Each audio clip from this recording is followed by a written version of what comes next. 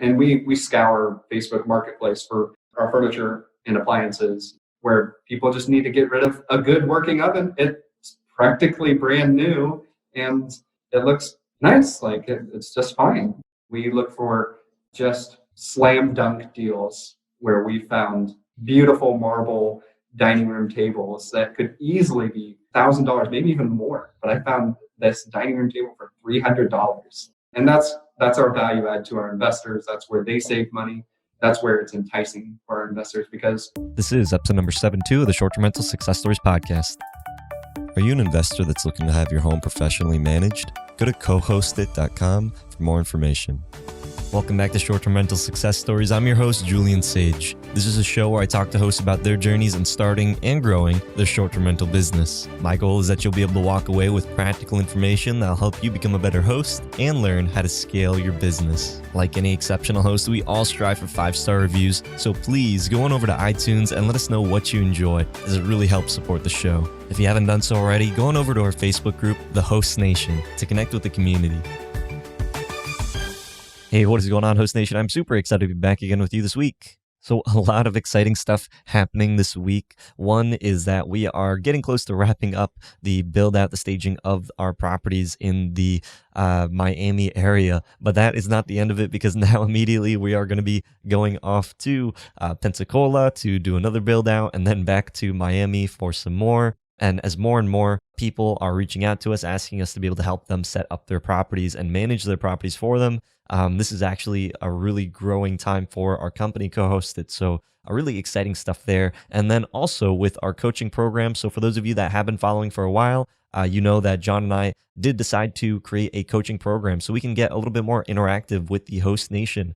This coaching program, we've been keeping it at our early bird price, but we will be raising it $1,000. So if you wanted to be able to jump in and literally get it for over half of the price, then you can go to vrmformula.com. Again, that's VRM formulas, like vacation rental machine formula.com, where you can join our coaching program. In that coaching program, you are going to get all of our course. So we have this thing which we call the Vacation Rental Machine Formula, which is basically our 10 steps on how we've been able to grow this business and how John's been able to grow his, taking everything that we've learned and compiled and then putting it all into a very process systemized order. You guys know that John and I are ITs, and I'm very attention to detail and almost a little anal perfectionist about how things are. So it's a really thought out program. Plus you get the coaching, lifetime access to that. That's bi-weekly coaching calls with John and I, and you get to be a part of an awesome community together. So if you wanted to be able to get in, you've been on the fence for a while, again, go to vrmformula.com.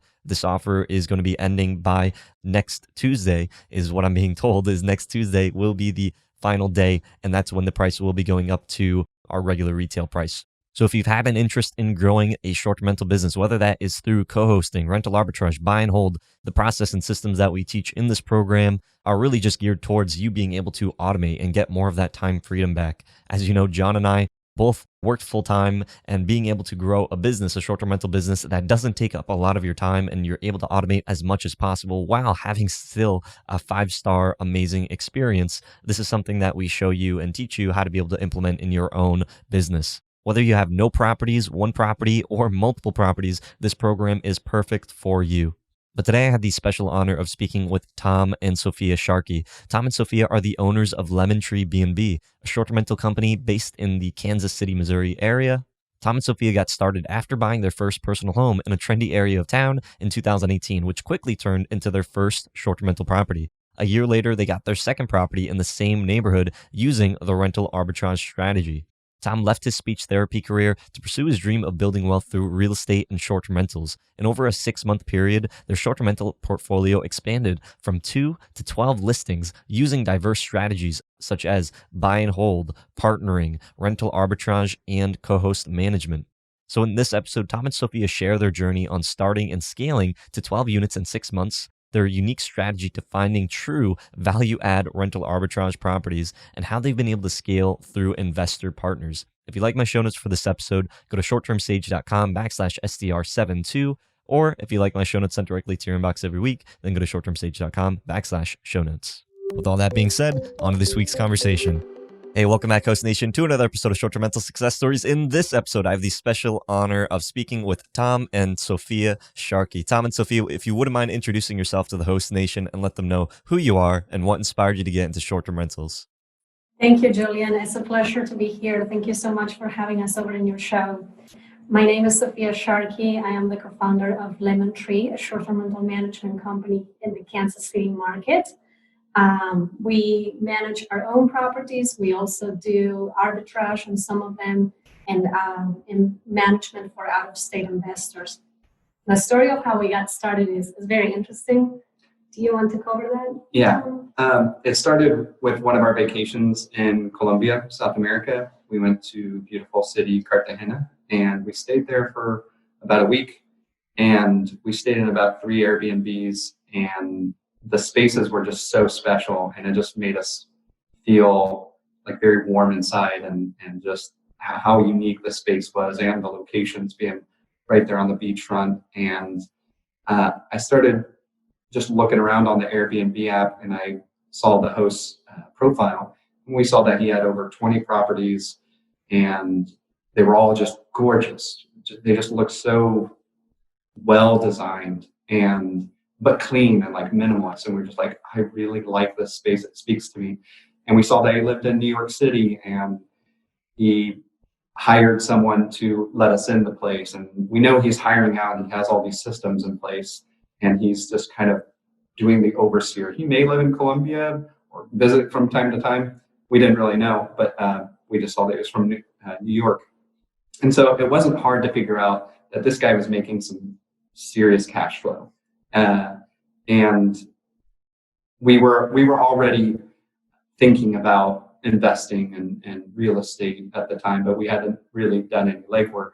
So after that vacation, we came back to the States, and we just started binge listening to all the podcasts on real estate investing, a short-term rental we got into, and basically just those two topics right there.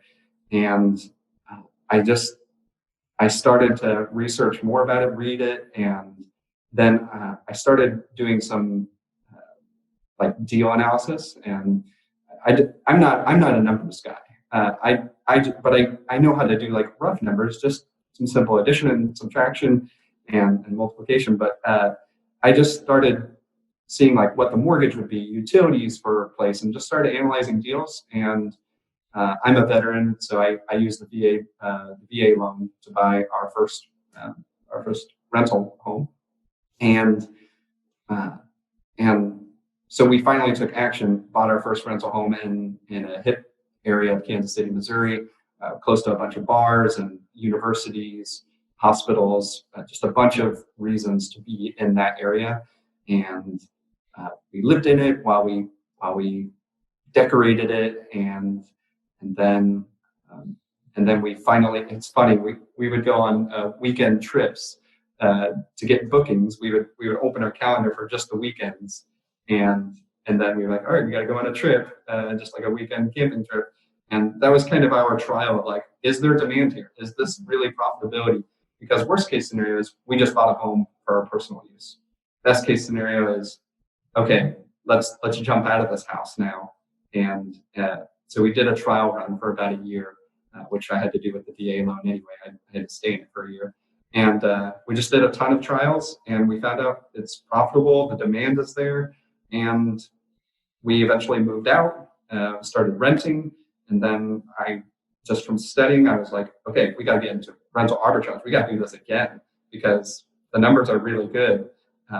And we got our second rental arbitrage our first rental arbitrage just a few blocks away from our home. And the numbers were, just the same. So after that, we were just taking a long time to get educated and finding ways to take action. And it wasn't until we went on a vacation to Vietnam, we had a big time investor reach out to us on a social media platform, and he said, I can't get this unit rented, so I need some help, and I'm thinking about short-term rental. And it didn't even occur to us at that time that we could do build outs, like furnishing the place, and then do management. Like we wanted to get into management, but we didn't know quite the angle. But this was our ticket. And this was in the middle of, we were just in the middle of Vietnam. And it was just such a great opportunity. And so whenever we came back, we took on his unit to build it out, which is a great influx of cash, just to do furnishings. And then we managed it. And so at that time, now we had buy and hold, rental arbitrage, and management on our tool belt, and build out as well. I just want to add that one of the interesting things about how this happened is we were ready to move to Colorado. We had decided that we were going on this trip to Vietnam, and coming back, we were going to move to another city to start a real estate business there. And like Tom mentioned, in the middle of our trip in Vietnam, this message comes to us and it's pretty much, it just falls on our lap saying, I'm looking for somebody who can manage properties in Kansas City. And just to add, this is a big time real estate investor who is buying a lot of properties in Kansas City in a very trendy area. So we thought this is not just going to be a one-time thing. This really is a great opportunity that we need to jump on. So we readjusted all of our plans, came back to Kansas City to have a place to be in because our places were rented and we were moving to Colorado. So we were just jumping from place to place and getting traction, getting this build out. So it all just was an orchestration of trying to manage our own life, where we were going to live. We're building for our investor, and of course delivering the best quality, learning about interior design, learning about best practices to do short-term rental build out. And it turned out to be beautiful. We love the place. We're very proud for what it looked like. And so it has a special place in our heart. Wow. There's a lot to digest there. So, typically on the show, we'll find someone that's like, oh, I do the management. Oh, I do rental arbitrage, master lease, or, oh, I purchase a bunch of properties. So you guys are doing all of it. And not only that, you're working with investors, which I think is pretty unique. We haven't had a lot of people on the show talk about that. So I definitely want to talk more about that as well. But I guess just starting off, rental arbitrage, master lease investing. A lot of people, you said you got your first home, you used the VA loan, you did a house hack, which is, really, really easy, smart move. That's what I first did when I got started. And then you said, hey, this is working while we're away, just testing it out. A lot of people are skeptical even when they hear about everybody else that's on the show. They're still kind of skeptical. They need to have the proof. You guys had the proof. And then you said, hey, we just, got to do the rental arbitrage investing, got to find a place. How did you just pick it up? Did it just fall in your lap just like that? Did you, some people get really discouraged because they're reaching out to a bunch of people and people are rejecting them. Is it just the timing? Was it nobody else was really doing this, or did you just find someone that was really open? How did you come to that property? So I ended up finding properties on Facebook Marketplace. I would check on Craigslist anytime I'm driving around a neighborhood and see a for rent sign. I would call, and I would especially take note of how long the place is on how long the listing's been up. If it's been longer, then I know that the guy is having trouble getting someone in there. And so what we look for is places that might need a little bit of rehab or a little bit of an extra special touch. So that way we know that we can get below market rents. So we know it'll be much more profitable for us. And then we know that there's work going to go in on that, putting in a door, putting in some kind of special touch. But how we did get a couple no's before we got a yes, and it was just refining that method of how do we get that first yes. And I had to come up with compelling arguments for why someone should rent it to us. And a couple of the points is it's going to be occupied. You get rent from us.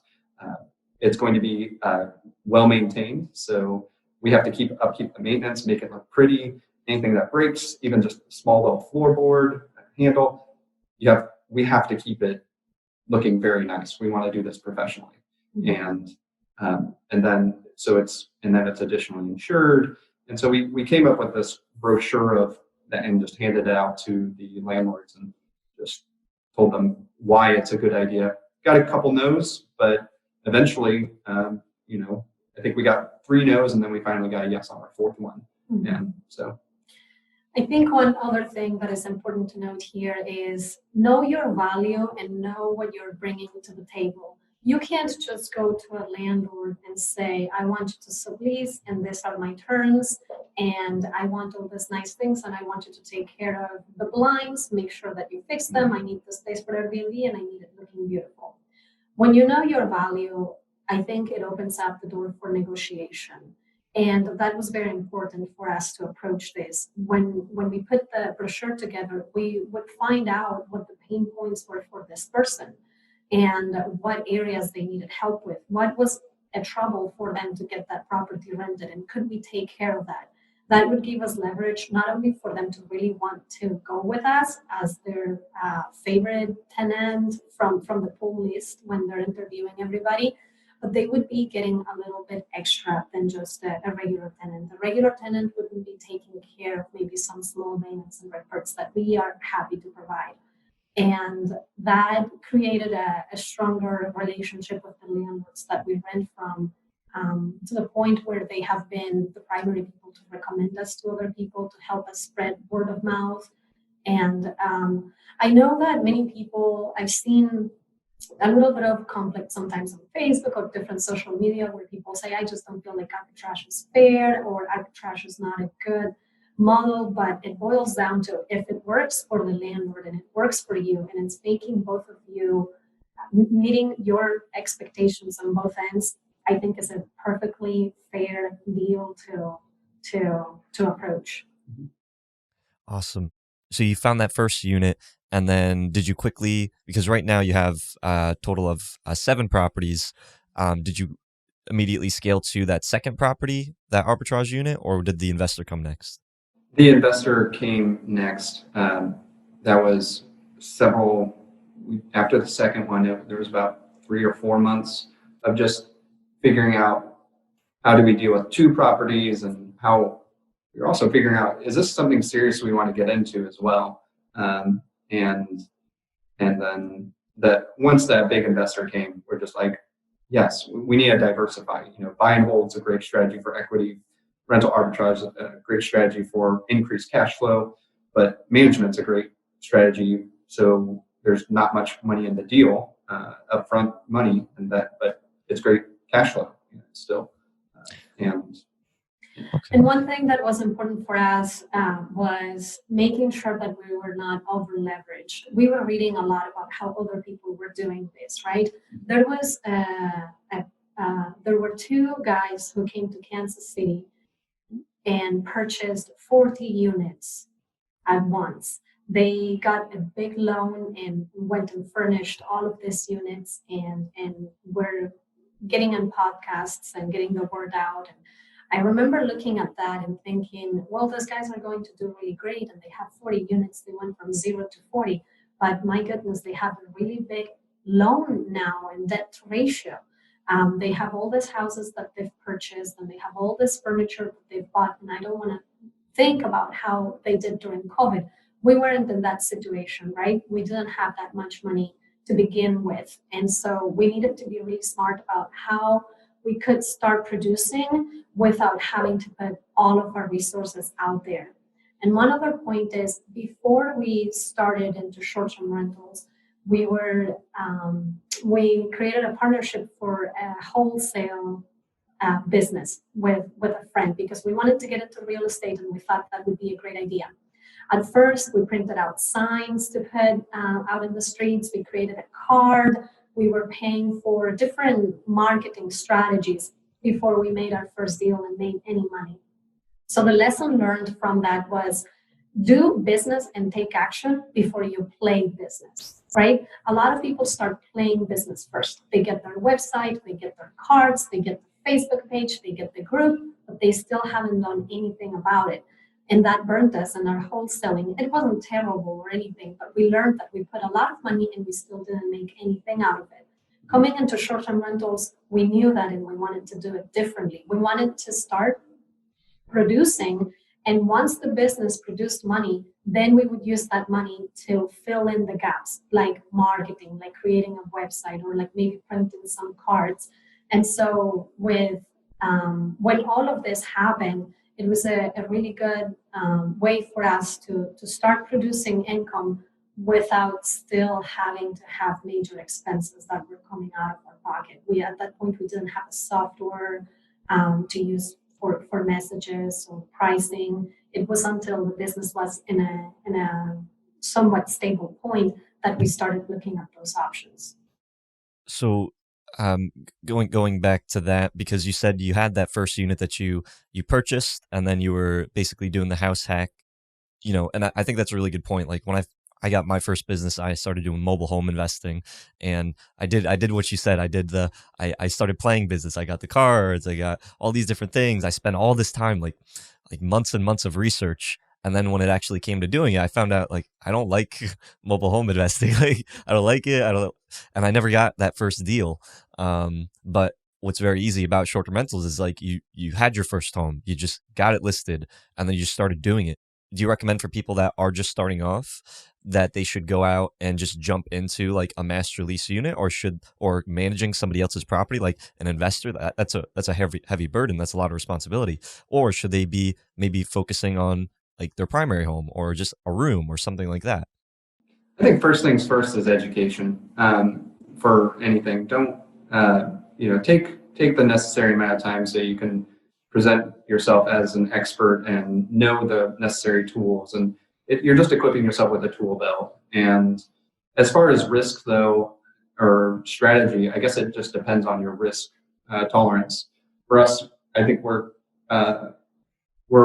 comfortable with more risk than most people out there, and we just went the buy and hold route at first, and then we knew we wanted to get more diverse in the different types of strategies. But I guess if you know that you're not comfortable with risk, probably learning some systems first, and then going into trying to network with other short-term rental operators that might need some help to be a co-host, or if you know someone that has an Airbnb or a short-term rental, then ask, or offer your services. Offer a value, though. You need to come to someone with a value by usually knowledge and hustle, or sometimes money.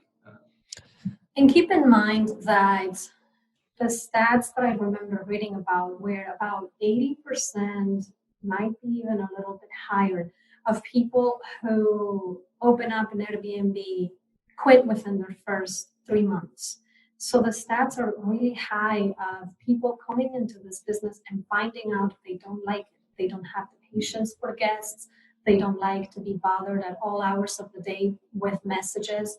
So my suggestion would be, if you want to test this out and see if this is for you, definitely start by either managing for somebody or getting a special lease and doing arbitrage. Managing is the one that has the least investment from you. If you can do that for a friend, for a family member, somebody you know, and just take the communication and start seeing how that goes, at that point, go from there. In our case, we knew we were committed to real estate and that we wanted to find a path to financial freedom, to building wealth. And very quickly, when we bought our home, like Tom mentioned, we were testing it during the first year. We did a lot of tests. We would go out on the weekends and see if it rented during the week. We did a share room, then we would rent the full house and pack everything in the basement, and like the house would look completely staged during the week and then a complete mess over the weekends when we came back with all of our stuff. So really find out where you at with that. I have a friend who does it. She's perfectly fine with just paying the mortgage. She has this extra house, lives in a different place. So what are your options? Do you have an extra house that you're just not using for anything else and you want to see if you can increase your income? Then go ahead and do that. But if you don't have much cash and you just want to get started, then perhaps look at management or arbitrage as a second option and go from there. And going back a little bit further, hitting on that one point, when you got that, though, you said you were looking for some of those master lease properties, and you found places where they maybe needed a little bit of TLC.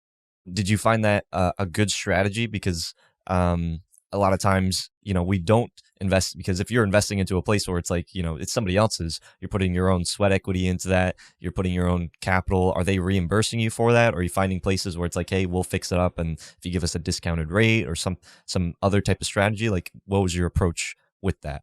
It was kind of an area that it can't be dilapidated. It can't be, we're not looking to put in new doors or windows or new HVAC or anything. So it has to be rentable.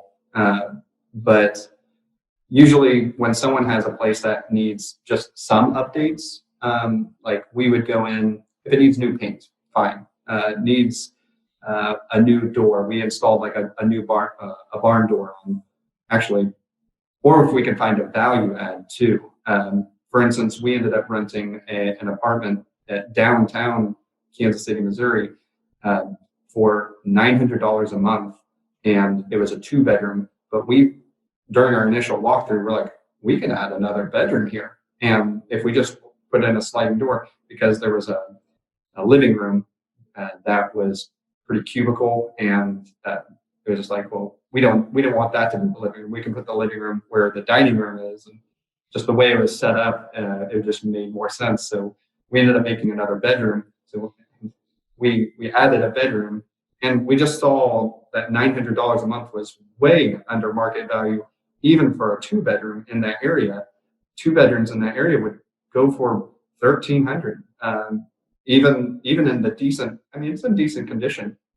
And so whenever we added that 3 bedrooms, whenever we realized that, we're like, well, we got to do this, like, because it's in good shape. It needs some updates, but we're definitely not offering luxury. We're offering kind of medium budget sort of prices on those, and so some of the projects that we've had is the barn door. Maybe like we hired an artist to paint a mural or paint something neat where it was just kind of dull in the area and it was central. We did get a new oven for one of them so things like that. Nothing, no bank busters, no full on rehabs, but things where we just like, hey, this thing needs just 1 or 2 updates for it to be in good working, very like presentable condition. Some of the other things we added to that were blinds. So that was not something that we were worried about asking the landlord to provide again, because the rent was so affordable. So we just put blinds all over the place. We painted the kitchen cabinets, added decoration to some mirrors that the corners were looking kind of old, but very cosmetic updates. About how much? Because if I'm a landlord and it's just I don't think my place has a lot of it's not going to attract, so I lower my rent. But then someone comes to me and they say, I'm willing to fix these things up. I'm willing to add you another bedroom. I'm willing to paint your place. I'm willing to give you a new oven. Like it's kind of hard to beat. How much are you investing into a property on average? And are you like asking for that to be like discounted in the rent, or are you just saying if it's a really low rent, you're gonna you're willing to put that in just so you can get the property? Yeah, when we identify the property, it's usually because it's already a lower rent for the area, and there may be a reason for that, but it's also just based on our judgment too. If it just requires too much work, we walked away from deals where like it's just too much. But when it's in this kind of Goldilocks sweet spot of, hey, it just needs a little bit of work and it's already lower than market rents, we don't want to scare the landlord off and ask for less money to pay in rent when we know it's already a good deal. That's our strategy. And in the case of this downtown unit, it wouldn't have been any more than a couple $100. The barn door, we ended up working with our brother-in-law, who is a carpenter. He was very helpful, so we just bought materials and it got installed, and it was beautiful. Painting the cabinets, we already had the paint, so it wasn't money that it came out of our pocket. We did paint their front door, but I'm talking about some small gallons of paint. So all in all, it was just a couple $100, and that was a rock star property. Last fall, it did so well that the money was well worth for having done I that. think it was like $600 in terms of like just kind of like the small little pieces, the barn door, the stove. We scour Facebook Marketplace for our furniture and appliances where people just need to get rid of a good working oven. It's practically brand new, and it looks nice. Like it's just fine, and that's our value add to our investors. That's where they save money.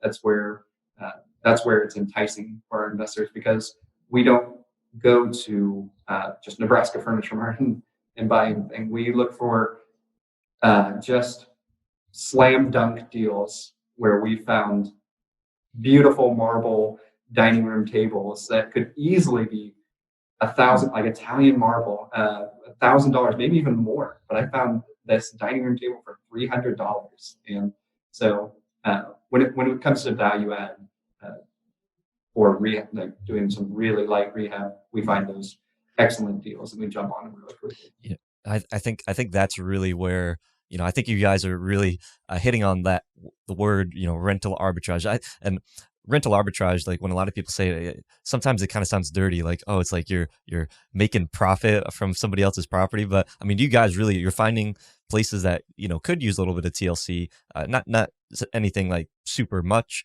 but you're finding that arbitrage, that spread where it's like this property could do really well if it just had a little bit more into it. But the investor, the property owner, landlord doesn't, for whatever reason, they're not doing that. So you're willing to go in there, put in a little bit of your own capital, sweat equity, raise the value. And now you're really making that arbitrage spread because, your place is really going to stand out. So, people that are probably listening to this, now landlords are probably going to be like, who are all these people reaching out to my property and wanting to fix them up and add value? Because I think this is one of the first times that we've heard this on the show.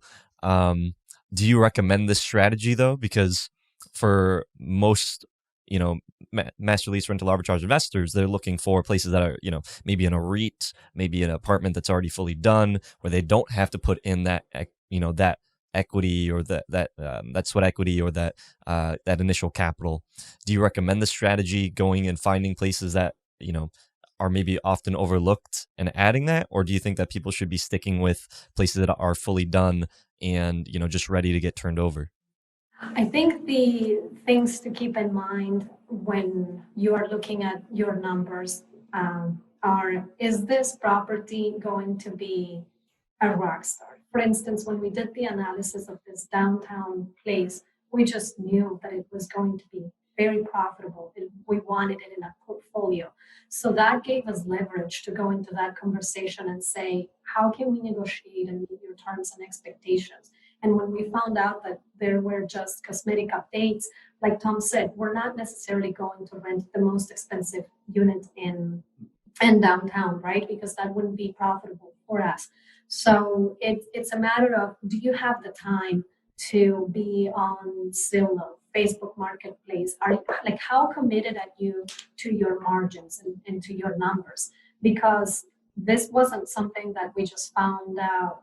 We found quickly, right? This takes research. This takes looking at all these channels for days, weeks, sometimes even months, until you find a unit that you are like, this is the perfect unit. And then going and following up and having all the conversations with the landlord until you find a good happy medium where you can compromise for that. So if you are willing to take on the work to do that, then great.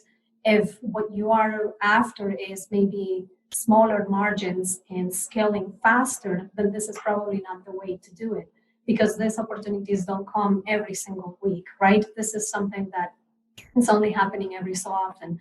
From our perspective, we are not eager to jump on many units that produce a little bit. Kansas City is not a vacation rental. There is a difference from a vacation rental market versus a short-term rental market, right? We have urban people coming to work here. We have families. So we don't necessarily want to have 10 houses that each of them make $100. We much rather have one house that makes us $1,000. And for that, there is work that goes into it. It will mean that our cleaners have more time to address all the other units. It will mean less burnout, and we just have more time in our hands. So we are very, very selective with the properties that come our way and the ones that we go after to make sure that are meeting expectations and are meeting our numbers. Yeah. And they're in really good locations. That is a very good, that is probably the most important criteria that we have. Right now, we don't do any properties in the suburbs or in the outskirts of the city. We have been focused in the core areas of Kansas City that we just know are easy to attract people to. Yeah, it's just a matter of knowing your market, knowing what your monthly rents are. I mean, I've walked through some properties that look beautiful and they were just asking too much, and I probably could have made some good profit. I probably walked away from some good deals, but it just didn't match our model, especially starting off where you just can't take those risks. If you're on your, second, third, fourth, fifth, it just depends on your risk tolerance too. And so it was just a matter of knowing our market, knowing what the monthly rents are, and then just feeling so convicted with your model. Like with our model, it was just like, yeah, this is already underpriced significantly. We can make money. Let's use conservative numbers. If the conservative numbers look good, then let's pull the trigger on it. And I think that's what's helped us with our success, even during pivoting of COVID. COVID's disrupted it quite a bit, but we know a couple other operators in the area that they only did the rental arbitrage method and they went with market rents, and I know they're hurting right now. And we just look at each other like, thank God we didn't go and do like just that method right there. We got a couple of those, but we got some management's helped us stay afloat and profitable. And it's just the timing of COVID was impeccable because we went through so much growth over winter from 3 to 12 during the winter months. And that's the time we thought, let's grow this. And during the bad, it's not bad, it's still profitable, but the seasonality in Kansas City, Missouri is March to end of October, because you got graduations and spring break and weddings happening, and summer's good, concerts and events and everything, and then fall you get a bunch of festivals and everything. So the timing of COVID was just boom, right on cue in March. One other thing is for arbitrage, when we were talking earlier about the value that we bring and finding this under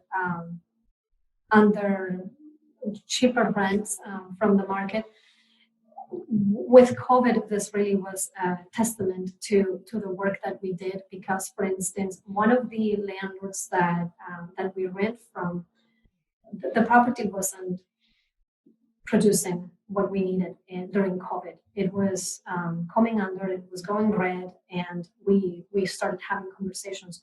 We may not be able to keep this property, especially for COVID. It's just not meeting the criteria. We went to talk to the landlord, and because of our commitment and how much care we've taken of his property and the rapport that we've built over the months with him, he was very eager to give us a very significant discount on rent that it allowed us not only to keep that property, but to keep profiting on that property, that otherwise at the regular rent that we were paying before, we just wouldn't have been able to keep it. So it's important to keep perspective that you're doing this for the long run. You're not just doing this for the next 2 months or the next 3 months. And I think sometimes everybody is just right after that big major deal or like making sure that you are getting the very best in the beginning. But what we've seen is as we grow and mature into this business, all those relationships start paying off. People become more patient. They give you maybe other alternatives so that you can continue running your business and making money. And like Tom said, by having a diversified portfolio and then being able to have these conversations on the properties that were hurting, that kept our business afloat. Yeah, I think you really hit on that point. Is when a lot of people are pitching landlords, I think the mentality for most people is just like, I need to take something. I'm taking from you. And what you guys are saying is, no, you're adding value, and the landlord, the investor, they look at that as like, this is a long-term relationship, because these people are willing to invest their time. They're willing to beautify my place, be open and honest with me, not withhold, but communicate, while other people, it's just like, give me your property and I want to make a profit from it. It's like, well, what benefit does the landlord have from you just making profit on the property? If so I think you guys really hit on that really well. I want to transition over to this investor. So this investor found you guys. How they just message you in your inbox one day? Like, how did this relationship happen? How did they even know about you and what you guys were doing? I was actually very surprised because I have been a member of Bigger Pockets for some time and also have been following their podcasts and content. And as I was working through developing the strategy for short-term rentals, I posted a lot of questions. So I would ask things like, what numbers are making sense here?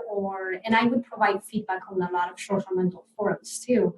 So this investor just saw my interaction. I wasn't even promoting our business. We didn't even have a business name. I was just trying to get answers for what I was trying to do. But I think he saw that information, and then I got a message on Bigger Pockets, and it was very much just like, I have, I don't know, like 80 units is what he had at the time. I have 80 units in Kansas City. I'm looking for somebody to manage and turn some of them into short-term rentals. Are you interested? And so we set up a call with him. And like I said, we were in Vietnam. Time zone was very different. And the night before, we were just like, okay, we are a business now. What are we going to offer? And what do we do? And we just got a piece of paper and pen, and we started drafting like, well, what have we done with all of our places? Well, we decorate them, and then we do price optimization, and then we do search optimization, search engine optimization, and then we make sure, just started writing down all of the benefits. Jumped on a call with him that weekend, and it was a very good call. I think he could sense when you are passionate about something and you're transparent and you just tell this person, I know that I don't necessarily have a track record that can prove what I am going to do, but I am committed to delivering value to you and I want to do it right, then people are a lot more likely to give you an opportunity. And that's what happened in this case. He took a chance on us because there is a quote that we have here that says, put yourself in a position to get lucky. And that's what we were doing. We weren't necessarily looking for these opportunities, but we were interacting in a way that luck came to us. He came to us, we had the call. After the call went very well, he sent me a proposal. That weekend, instead of vacationing, we sat down, got on a computer. With my project management experience, I was going back through my files and seeing what proposals we had sent to clients so that I could get inspiration on how to put a proposal together. And then we sent it and it got signed. And that was our first client. Yeah. And just to add on to that is to put yourself in a position to get lucky, you do that by providing value. It's that point again. You have to provide value to the marketplace in order for someone to pay attention to you. If you're posting things on how great your properties are doing, that's cool and everything, but no one really cares. Maybe someone would care if they care for their own internal, like, how do I do my own numbers, but provide more value rather than just touting what you do. And that's just been a key piece to building relationships, to getting on this podcast even, just you reached out to us through Facebook, I believe, and we just started posting more content to provide value, to tell people, hey, this is what we're doing, and open a discussion. And that's a big piece right there. And then ever since managing that big time investors unit, we've been, after we did that one, I told him, hey, if you have a duplex, you should consider us to turn that into a short-term rental, because it's a special strategy here in Kansas City, especially in terms of regulation. You get to rent out both sides of the unit and then the entire unit. So essentially you have a big house now.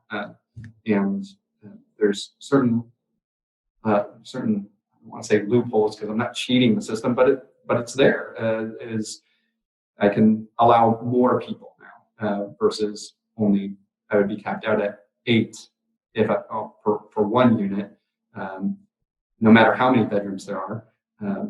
But now with a larger unit, I can go all the way up to 16. And so he said, well, let's look for a duplex. Go out and look for one.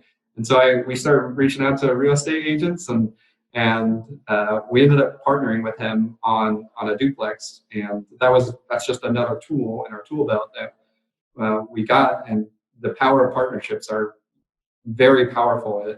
You partner with someone else, yeah, you're sharing the profit, but you got a stake somewhere. You got enough. It's an opportunity to grow, and we partnered with him on a duplex and a couple other people, and we just shared the numbers and shared our expertise and our knowledge, and using conservative numbers. And they're like, "This looks good," and we closed on it on New Year's Eve of last year, and got it started building out.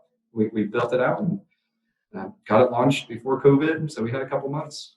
Man, just getting goosebumps. That's an awesome. I love that, and I love having you guys on here, because this is so cool, because people don't like you said, you're providing value, and this is a skill set. This is a skill set that you can provide to other people. And what you said previously about, you were providing value, you were putting your stuff out there, you were asking questions, engaging with people, the same way that like we found you, other people recognize that. And now, prior to that, you had no real estate experience. You were just learning about it. Then you started just house hacking. You took a leap, and now it's like you're a part owner in a duplex. You did basically a mini syndication. It's like there's some people that they just get so stuck, and they're like, oh, I want this amount of units, and I'm gonna have this many properties, but they don't do anything about that. But because you were putting yourself out there, you were adding value, contributing, you didn't have all the answers, but you were figuring it out as you were going along, and just being honest and open. Now you're also owning in this investor's portfolio, which I think is just so cool. Wow. So you were also charging for the build out of the properties, correct? Or were you doing all of this as just a free service to get the properties up and running? For the build outs, we do charge. We keep it as frugal as possible. However, the quote we send out is to add that padding. And then whenever we give a quote, we're like, all right, let's beat that. Like let's impress them. Because if they're agreeable to that quote, then I want to wow them. I want to wow anybody. I want to wow the guests and the investors and ourselves too. And we've astonished ourselves sometimes with some of the build outs. Like, we built this beautiful place out for what, $4,500. One of our favorite units was $4,500, but we got like a bunch of West Elm furniture and just beautiful pieces for little. So yeah, we do quote it out, and then because that is a lot of work to build out a place. There's a lot of systems and a lot of time that goes into building a place out to make it beautiful and to make it functional. And the style that we go with is it's not minimalist as in like the minimalist design, but it's a minimalist style. We want the space to be presented. We want the space to kind of speak for itself, and the design needs to be clean and clutter free. We want people to walk into our places and feel peaceful, or and not too many things. And plus, it makes it easier on the cleaners not having to wipe off so many items. The area where we negotiated was the commission that we take. So typically we charge a percentage for each of the bookings, right? And we have a specific rate with the other unit we have with them. But in this one, because we were partnering with them on the purchase of the duplex, they were willing to help us out because we didn't have as much to put in as some of the other investors did. So the part where we compensated was, okay, well, let's lower the rate that we take for the commission, and then that will allow to match our dollars with their dollars. And so I guess to recap, it was we got a percentage of the duplex as far as being buyers on it. We took a discount on the commission that we get per booking.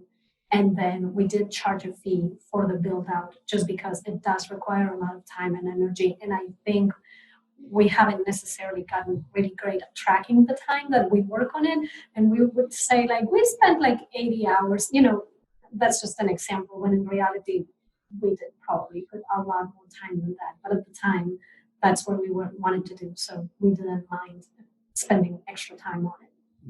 So how does that work when you are kind of creating the syndication deal, but you're also the manager in, this would be the same as like if you're, syndicating a multifamily deal, but then you also have the management company, or you are the manager. In this case, you are the manager of this syndication, because you didn't have as much capital, you're willing to lower your management fee because you have to get paid for your management services. How much do you say is like, I'm going to take this amount of money for my management and everything above this is split amongst the investors? Like how does that work? We formed an LLC. And then after we take our percentage of management, and then I pay the LLC, which we're actually a part of the LLC too. And then once that payout is sent to the LLC, then it gets divided amongst the investors. There's 4 investors total, including ourselves, in this duplex, and then it's divided based on your equity position, which is cash flow too. So we get the percentage of the equity that we have in the LLC. And when we say 4 investors, we count as 1. Yes, because it is using our LLC. Yeah. Got it. So for other people that might be listening to this and gears are turning, they're saying, how can I partner with people, acquire a property, and then manage it?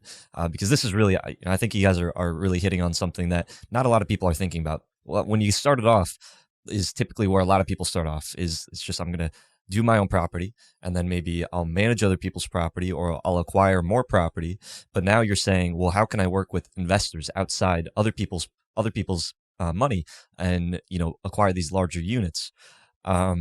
So the way that you kind of structured that, just to recap, is you would you put in your capital to acquire this unit, and then you take a lower percentage management just to be able to pay yourself for your services. But then everything after that certain percentage amount, you basically you split between the 4 other, or however many other investors it is, and also they get that's divided out depending on how much equity they've personally invested into the deal. Correct. The net positive cash flow after the payout. So if their payout, let's say, is $8,000, but then you got to pay for the mortgage, utilities, which the LLC for this duplex is paying for all the running expenses, and then you get the net positive cash flow.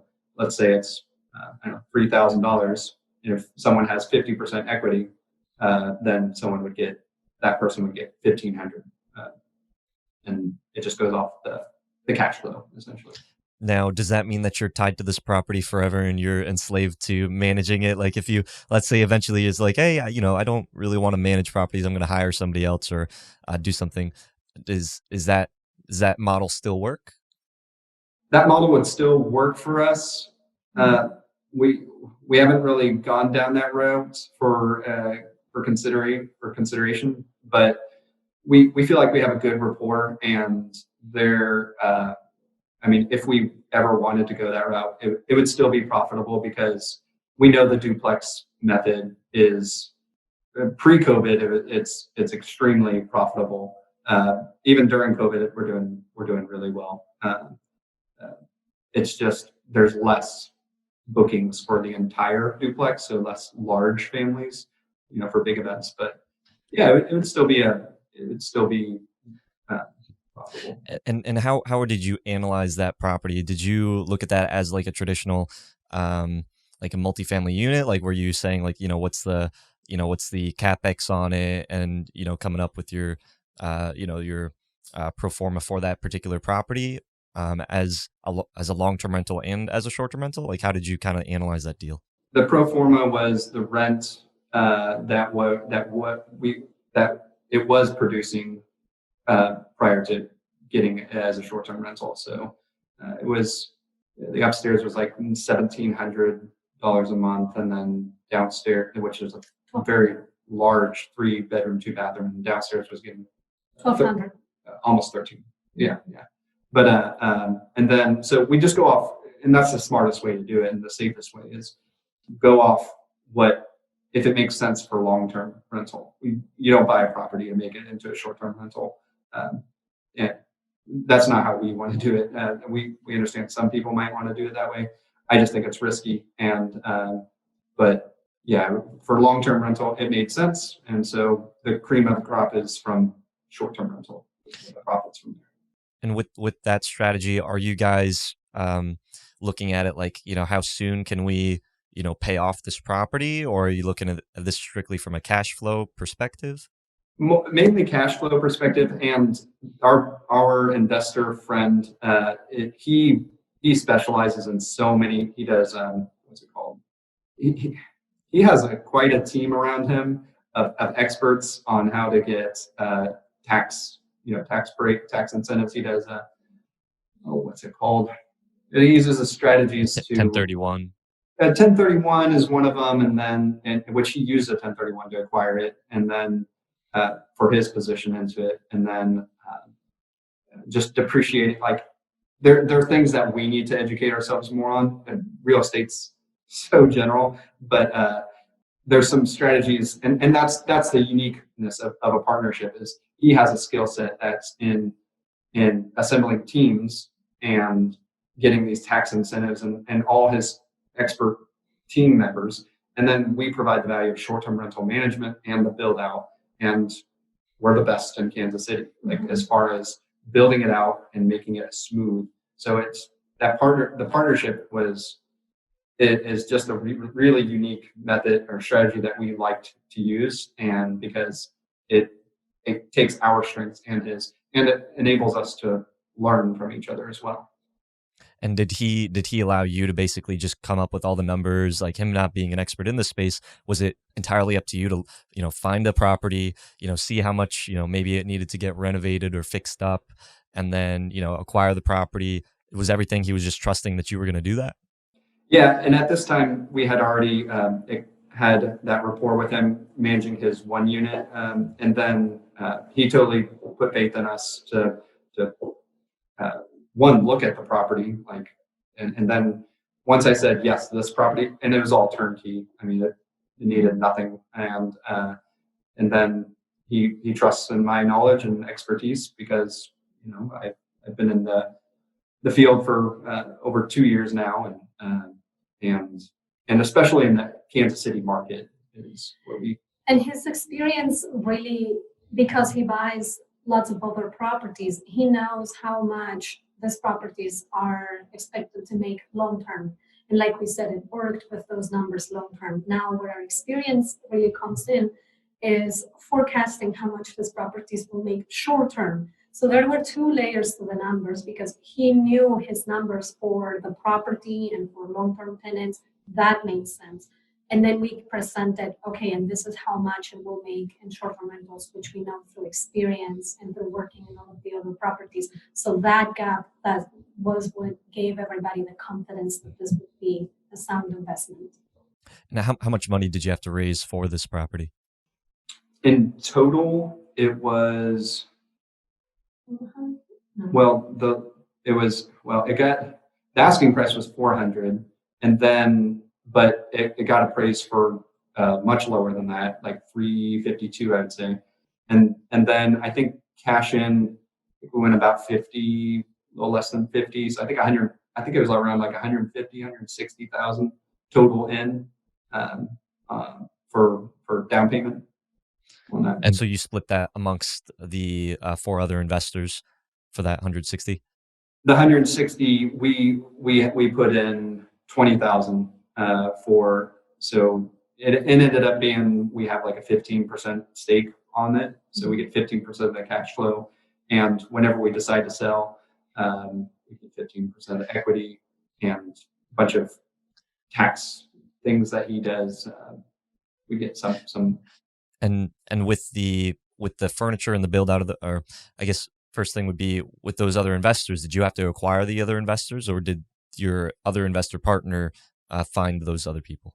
He had them. He's partnered with. This is a strategy that he uses. He specifically focuses on apartment complex of 50 units or more. He really took the time to say, all right, let's do a duplex, because the difference between a duplex and an apartment complex is just the numbers. It's not, there's still the same amount of work. But he saw an advantage with us to have the cash on cash return on investment be nearly 30% versus in whenever. And so his expectations for buying and holding, it's 10% or 8 to 10%. He's like, those are fine. 10% looks great. So whenever we were able to show more than 20%, he's like, it's outrageous. And I tell them, I give them the numbers from a conservative standpoint. Like, I think it can do better than this. I'm pretty sure it can do better than this. It could do worse than this, but I really don't think so. And I mean, even during COVID times, it's still really good. They're still very impressive. And I'm very curious for the end of the year numbers, how they're going to be crunched. Whenever we're talking to investors or people who do business with us, we just try to never present the highest number that you can potentially get, because there are many variables that play into that. The seasonality, like all the stars have to align for you to get that. So it's just, we go into what is a comfortable number that we think this place will hit, that will still show the value of doing short-term rental over long-term rental. And that has been enough to, it's really good when I'm creating the monthly reports and we get to show, and we beat it again, and we got more again, and the place is doing well. Yeah. So setting expectations is everything. Management expectations, management expectations. And kind of to wrap up, want to also just cover your growth. So a lot of people right now, been talking to a lot of hosts recently, or a lot of people interested in getting into the space, and there's a lot of fear about, starting short-term rentals right now, or they think, is it over? Should I just wait until next year, or after COVID happens? How have you guys done through this time? You had your real growth period during this past winter, which is typically where the numbers are a lot lower, where you're not really making that super high profit. But then we went into the high season with still expected lower numbers, but you guys are still growing, and you still plan on growing? We do. And I think the key points here are, again, what is your market, right? Is your market primed for short-term rentals? Are you in a vacation rental that perhaps hasn't been hit with COVID quite as much? Or are you in the outskirts in a smaller city that really depends on good seasonality for your place to be doing well? Also, what areas are you looking at, right? Like for us, like I mentioned, the reason why this has been making sense is because we stick to very good locations in the city that can pretty much guarantee that we're going to get people to stay there. And then what leverage do you have? Again, so do you have money to put down? Do you just have a spare room? I always encourage people to start out small and start out with what they're comfortable, opening up a room in your house. And I'm not necessarily a big fan of sharing your house just because we tried it and we liked to have our space and our privacy, and we have a dog, and just the dynamics of it, they're not for everybody. But what it did give us was insight into how all of this worked, how guests behaved, what they needed, and then that really propelled us before we opened up the house for everybody to be ready for that guest. So COVID will pass. COVID is not going to stay here forever, right? At least that's the hope. We'll find a vaccine. If this is what you want to do, just keep in mind that long-term perspective, and then start taking those baby steps. Start getting yourself educated during this time. Start testing your systems during this time. Start figuring out what other strategies will make you money, and then start with that. And if that works, like in our case, then keep going. And at that point, your own success will determine your growth. And then as far as growth goes for us, our plan is to keep growing in the Kansas City area. We want to get to 25 units by the end of this year. We've taken some time internally during COVID to reassess it. It spooked everyone, I think, and it spooked us to at least okay, we're going to pump the brakes on growth right now. No one's, our investor friend isn't interested in buying and holding for short-term rental right now. And let's focus on internal systems. That's what we've been doing, smoothing things out. And it wasn't until just recently we're like, let's start marketing for more management, because there's probably some hosts and other operators that might be getting tired. And so we'd like to get to 25 units by the end of this year. Once we get there, that might be a good stopping point for Kansas City. And we are priming ourselves to look into more vacation rental market. We want to enter a different market, and the short-term rental and vacation rental are definitely different. When it comes to Kansas City for vacation, like vacation extravaganza, like ski trips. We want to go places where people are where people have ideal vacations, and like Utah, Arizona, Nevada area.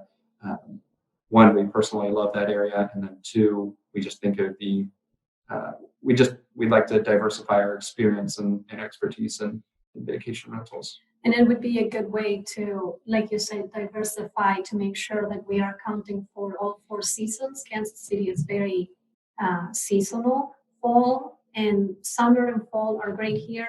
Spring is it's good, but it's not great. But then winter is definitely low, and we want to be in a market where winter can pick that up.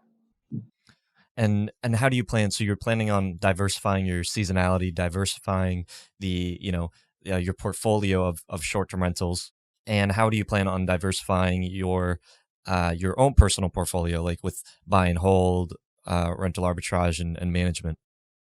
Well, within the Kansas City area, we think we'll still do some buy and holds, but right now we're going to primarily focus on management. We're always interested in doing buy and holds once we have the cash available. And then for diversifying into different markets, we're actually got a trip planned for St. George, Utah at the end of August this year. And we're going to meet up with some investors and real estate agents to ask them questions and then tell them about what we do. And that's our next stepping stone right now. So if anybody listening is close to St. George, reach out to us. We would love to connect with you and start forming connections to see how we can expand and start working in that market. Awesome. And last question here. What would you do differently if you had to start from scratch? I thought about this question, and I know we've mentioned it already throughout the podcast. I don't necessarily think that in my experience, I would have done anything differently. We had the experience with wholesaling. So my advice is always take action before, do actual business before you play business, right? Educate yourself, learn everything that you can. It makes such a difference. I see so many hosts, sometimes they're like, okay, I have the place, I have the unit, now what? And it really just doesn't set you up for success, especially the first reviews are so important.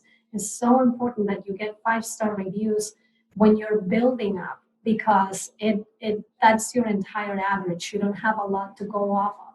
So educate yourself, learn, really set up a good experience for the guests.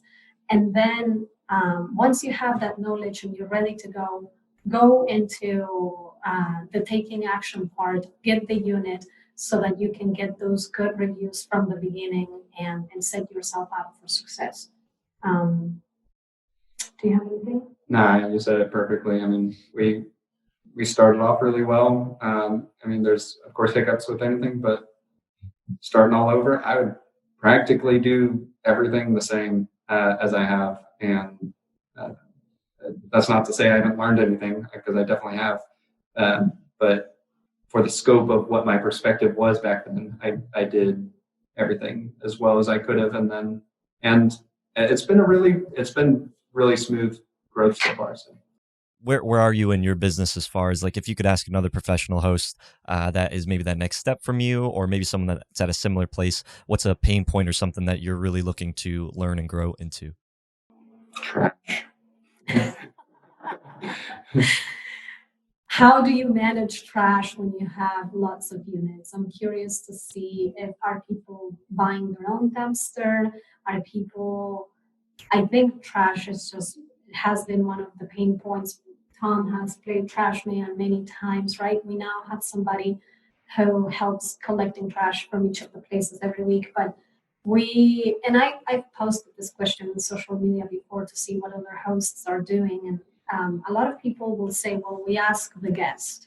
And we're not necessarily comfortable with relying on the guest to take care of the trash, especially in the duplexes, for instance, where it's a lot and you have to go to the back and pack it up right and take it up front. It's quite a bit to ask from a guest. So how do people who just have a lot of units go about this and keep it profitable? Is this particular to like your area where it's like you have to separate the trash a certain way and stuff like that, or are you talking about like turnover, just like people leaving garbage? I've never heard of trash being one of the bigger pain points. Well, with us, it's we don't get there's a limit with the trash bags, and so you can only set out 2 trash bags, and I can't ask the guests to throw out 2 50-pound bags of trash, like 50-gallon bag. So right now, we got a good solution for it right now, but that's something we are considering moving forward. Like, how do we address the trash problem? Where now I'm reaching out to dumpster companies and just kind of prepping for whenever we grow more, I'm going to need large amounts of trash, because the city just wouldn't pick up the amount of trash that our guests produce.